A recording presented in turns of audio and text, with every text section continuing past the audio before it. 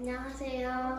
저는 4학년 재학 중에 공부를 본격적으로 시작해가지고 경기도 올해 신규 발령받은 중국수 초수 합격생입니다. 저는 1차에서는 컷에서 4.33점 정도를 맞았고 높게 붙었고 2차에서는 이제 결국엔 최종에서는 컷에서 2.01 점수 정도로 높게 합격을 했습니다. 등수로 봤을 때는 214명 중에서 한 160등 정도였던 것 같아요. 그래서 높은 점수와 등수로 합격하지는 못했지만 초수에 합격한 것에 만족하고 있습니다. 저는 두 가지를 말씀드리고 싶은데, 첫 번째로는 내가 교사가 되기 위해서 반드시 거쳐야 하는 과정이라고 생각합니다. 즉, 임용시험 합격을 최종 목표로 두는 게 아니라 내가 학생들과 만나는 교사가 되는 것을 최종 목표로 두고 임용시험이 이제 과정이라고 생각을 했었습니다. 그렇게 하니까 확실히 조금 부담이 덜해지고 더 열심히 몰입할 수 있었던 것 같아요. 그리고 두 번째로는 나 자신과 싸움을 하는 시험이라는 생각이 준비를 하면서 많이 들었습니다. 임용시험을 준비하는 과정에서 정답은 없다고 생각해요.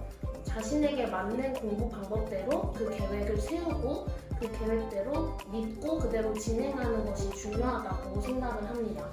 그래서 다른 사람과 비교를 하지 말고 결국엔 내 스스로 나의 한계를 계속해서 깨 나가면서 결국엔 목적을 달성할 수 있는 시험이라는 생각을 했습니다. 우선 첫 번째는 20년도 임용시험의 난이도가 쉬웠기 때문입니다. 20년도 시험이 쉬웠기 때문에 제가 볼 21년도의 시험은 어려울 것이라고 예상을 했어요.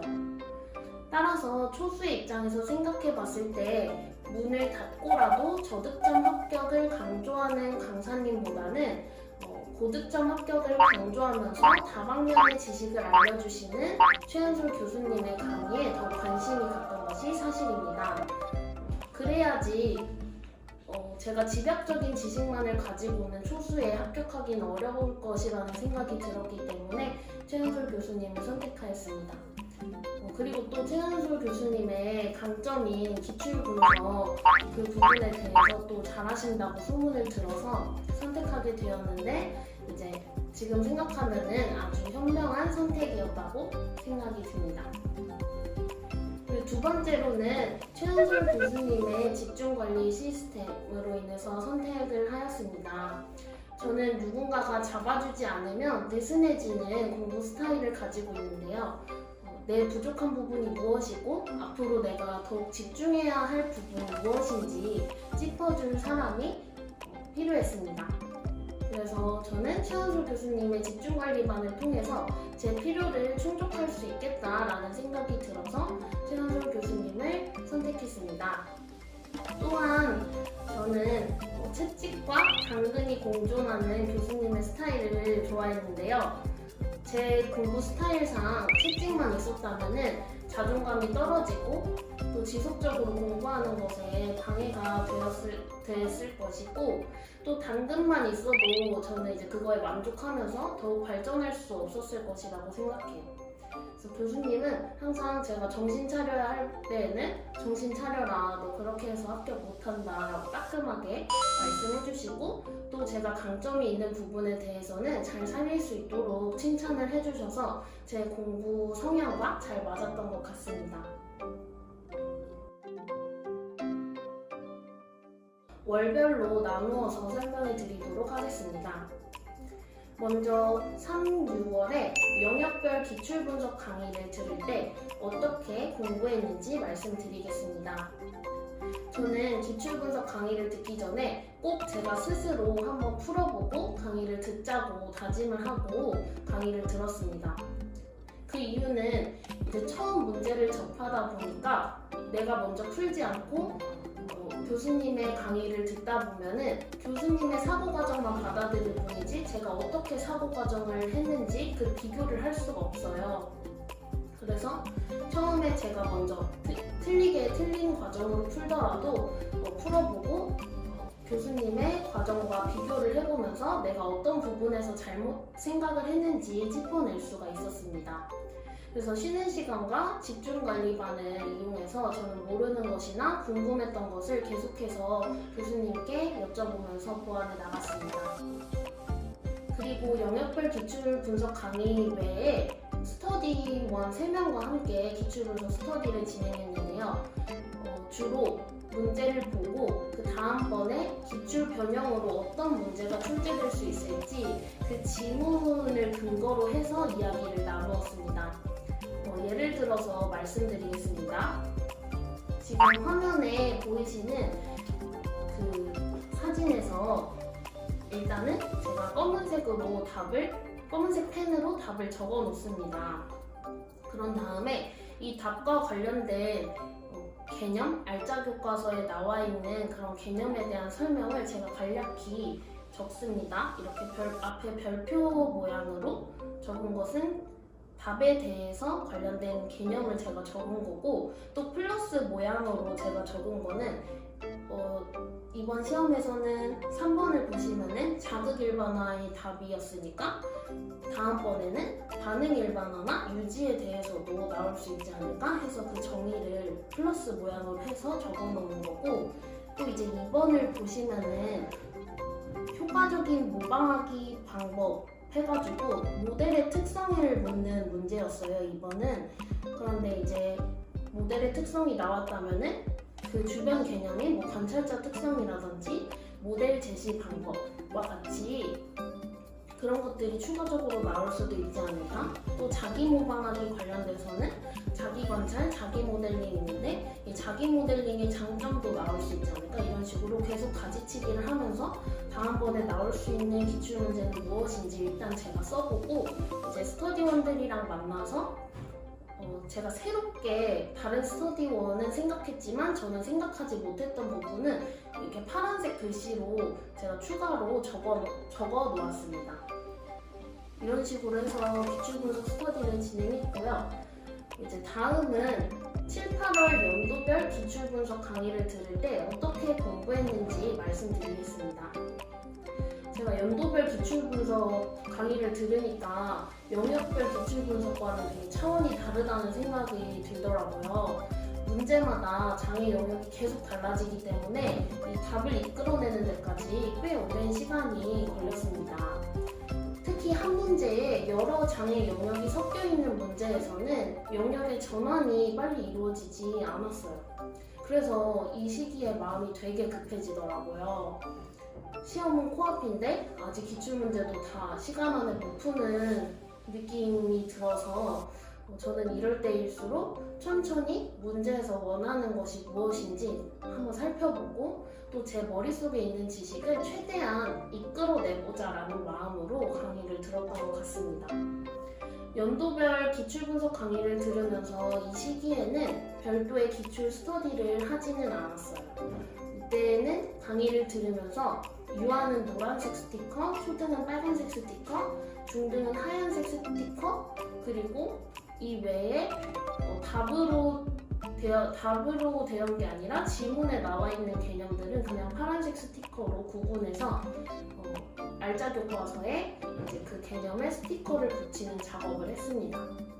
그렇게 하다 보니까 이제 알짜 교과서를 읽어볼 때 어떤 개념이 어떤 시기에 많이 나왔는지 한눈에 볼 수 있었습니다. 마지막으로 9, 11월에 개인적으로 기출문제를 공부한 것에 대해서 말씀드리겠습니다. 9, 11월에는 스터디원과 함께 영역별로 한 바퀴, 연도별로 한 바퀴 돌렸습니다. 이렇게 보다 보니까 결국 마지막 끝낸 날을 보니까 시험이 이틀이 남았더라고요.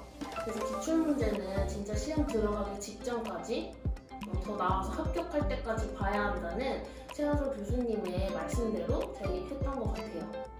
그래서 이번 9, 11월에는 짝 스터디를 했는데 전화로 진행을 했어요.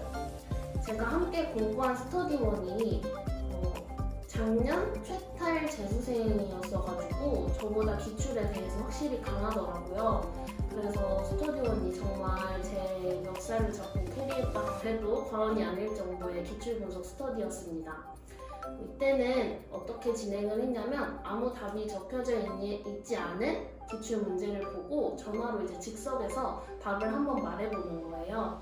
그리고 그 답이 왜 답일 수밖에 없는지, 그리고 다른 답변들은 왜 답이 될 수 없는지를 이야기를 해보면서 스터디를 진행을 했습니다. 그럴듯한 예상 답변들이 굉장히 많잖아요. 그 속에서 한 가지의 가장 그럴듯한 답변을 논리적으로 찾아내려고 애쓰면서 공부를 했던 기억이 납니다.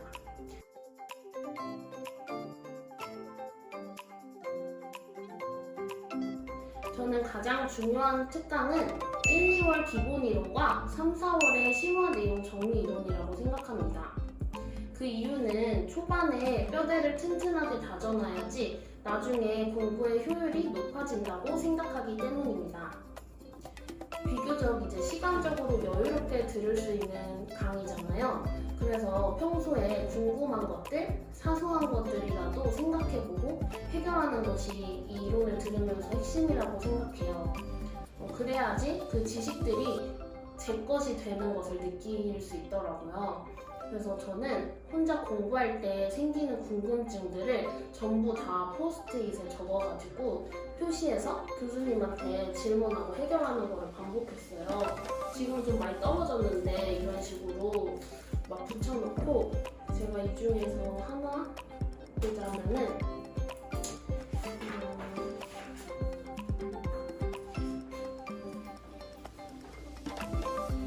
읽다가 CAPD를 가지고 있는 학생을 지도하는 과정에서 교사가 주의해야 하는 내용이 있었는데 여기서 자리 배치를 할 때 앞쪽으로 자리를 배치하되 중간보다는 모서리 쪽에 앉히는 게 좋다 이렇게 적혀 있었는데 이게 이해가 안 되고 궁금한 거예요.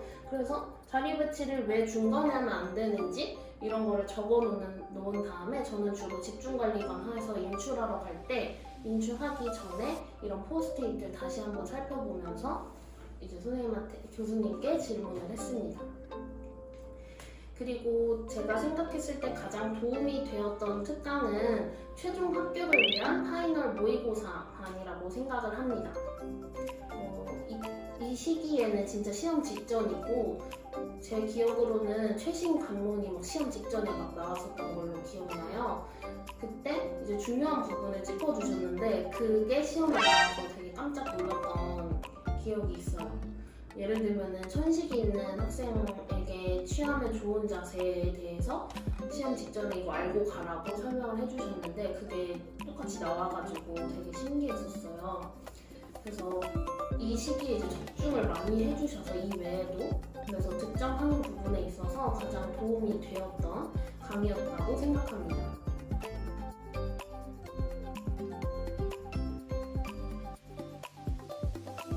이론을 공부할 때에는 도식화가 중요하다고 생각해요. 근데 저는 도식화를 하기 위해서 보통 많이들 마인드맵 보시면서 이제 도식화를 하고 필기를 하시는데 저는 이렇게 쓰면서 외우는 것보다는 말로 하면서 도식화하는 거를 좋아했어요.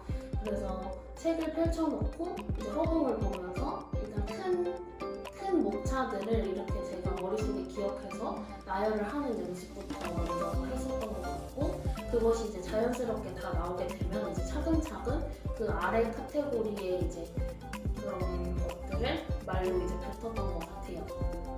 그리고 저는 이론 공부 시에 가장 중요하다고 생각하는 것은 진짜 자기만의 공부 방법을 찾아서 그거를 뚝심 있게 밀고 가는 게 중요하다고 생각하거든요. 저는 이제 초수생이다 보니까 주변 정보들이 되게 중요했어요. 합격자들은 어떻게 공부했는지.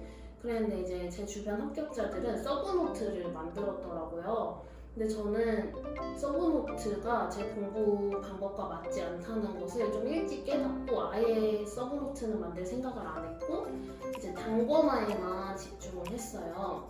그래서 알짜 교과서 1, 2, 3권에 모든 걸 다 추가 자료라든지 그런 걸 다 붙이고 그리고 이 내용을 내가 머릿속에 다 집어넣고 시험장에 가겠다라는 마인드로 한 1, 2월부터 계속 그렇게 마음가짐을 잡고 했던 것 같거든요.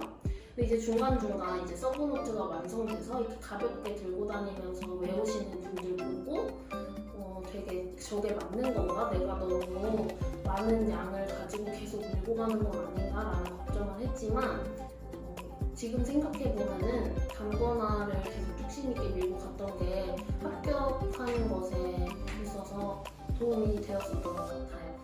그래서 이런 공부를 할 때 도식화, 자신의 방법대로 또 이것도 자신에게 맞는 방법대로 도식화하는 거 중요하다고 생각하고 또 뭐 단권화나 서브노트 관련돼서 주변 사람들에 의해서 흔들리지 않고 자기가 정리하면서 잘 외워지는 스타일이라면 서브노트 좋은 것 같고요.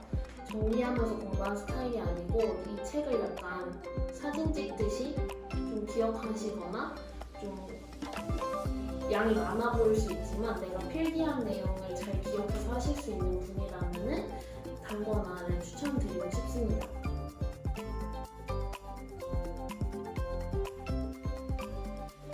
저는 스터디를 제가 인터넷 카페에서도 올려서 한번 구해봤었고 또 학원에서도 또 맺어주셨었고 아니면 그냥 제가 지인과 함께 했었었는데 가장 좋았던 것은 지인과 함께한 스터디였던 것 같아요.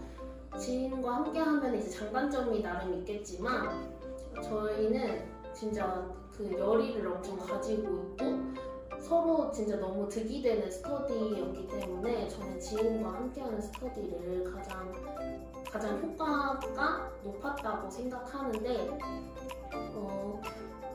선생님들마다 이것도 그 자신의 특성에 맞게 구하시면 좋을 것 같아요. 예를 들면 저는 아까도 말씀드렸다시피 누가 잡아주지 않으면 느슨해지는 스타일이에요. 제가 지인과 스터디를 했을 때 잘 맞았다고 생각하는 이유는 그 상대방은 계획을 세우고 그 계획을 무조건 지켜내야 하는 사람인 거예요. 그래서 자신의 이제 스터디원과 함께하는 스터디에서 꼭 세운 계획을 무조건 해내야 되는 거예요. 그래서 저는 그 사람의 계획에 맞추기 위해서라도 무조건 따라갈 수밖에 없었던 거예요.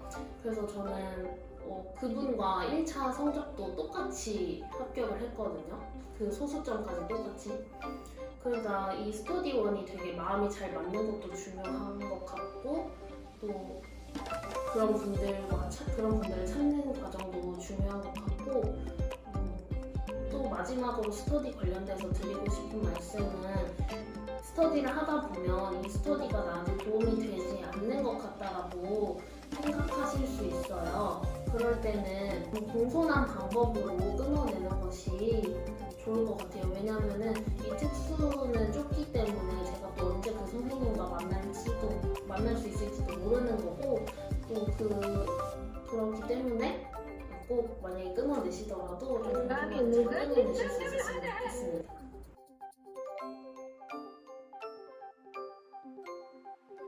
슬럼프가 자주 오지는 않았던 것 같아요. 그냥 약간 성격이 뭔가 힘들면 잠을 많이 잤던 것 같아요. 그냥 뭔가 내가 못하는 것 같고 막 머리가 지끈거릴 때는 잠을 자고 일어나면 또 괜찮아지고 좀 약간 단순해가지고 그래서 그랬던 것 같은데 한 번 되게 크게 슬럼프가 왔던 적이 있었어요. 11월에 이제 시험 다가와서였는데 제가 스터디를 하다 보니까 너무 저의 부족한 점이 보이는 거예요. 시험은 진짜 이제 눈앞에 다가왔는데 왜 나는 아직도 이 개념을 정확하게 인출하지 못하는 거지? 라고 하면서 이제 제 약점만 계속 파고들고 뭔가 쉽게 자꾸 하려고 하다 보니까 그게 더욱 나를 불안하게 만들고 그랬던 것 같아요. 그래서 저는 이때 좀 밖에 산책 좀 나가서 걷고 생각 정리를 하고 또 이게 그래도 좀 불안한 마음과 우울한 마음이 있다면 주변에 친구한테 전화를 했었거든요. 근데 제가 이때 슬럼프를 극복할 수 있었던 게 제가 간호학과 친구가 있었는데 그 친구가 우리는 진짜 대단한 직업을 하는 사람들이라고 생각한다. 왜냐면 간호사는 생명을 다루는 직업이고 또 교사도 한 학생의 인생을 바꿀 수 있는 직업이잖아요. 굉장한 사명감을 가지고 해야 하는 직업인데 이 과정을 준비할 때 힘든 건 당연한 거다. 힘들고 막 스트레스 받고 하는 건 당연한 거고 이 당연한 거를 너가 즐겼으면 좋겠다 이렇게 말을 해주더라고요. 그래서 저는 그 친구의 말을 듣고 되게 내가 쉽게 가려고 하는 이 마음이 나를 결국에 불안하게 만든 거였구나. 이렇게 힘든 건 당연한 거고 나는 그런 대단한 일을 하기 위해서 이 과정을 거쳐야 하는 것이다 라는 생각을 가지고 공부를 다시 시작하니까 확실히 더 긍정적인 마음을 가지고 더 효율도 높아지더라고요. 그래서 여러분들도 공부를 하시면서 내가 왜 교사가 되고 싶은지 그리고 어떤 교사가 되고 싶고 이 교사가 되기 위해서 나는 마음의 준비를 잘 하고 있는지 이런 걸 계속해서 점검을 하시면서 공부를 해 나가셨으면 좋겠습니다.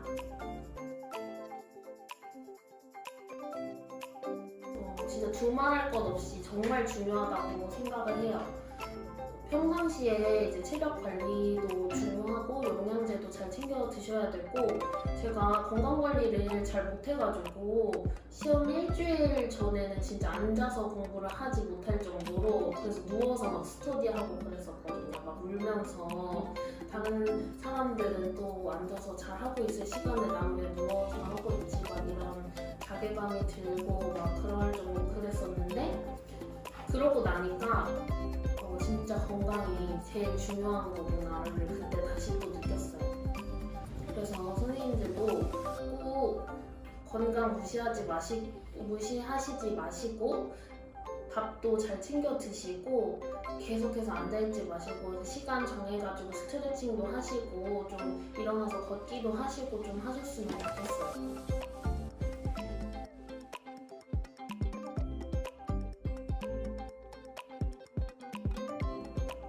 불안한 마음을 누구나 갖고 있고 그게 당연하고 앞으로 걱정되는 건 당연한 거예요. 모두가 다 갖고 있으니까 나만 그런 거 아닐까라고 생각하지 마시고 여러분들이 공부하시는 그 과정 속에서 앞으로 학생들과 행복하게 지내는 그 모습들을 상상하면서 즐겁게 긍정적으로 준비하셨으면 좋겠습니다. 제가 진심으로 응원하고 있을 테니까 꼭 교직 생활에서 만났으면 좋겠습니다. 감사합니다.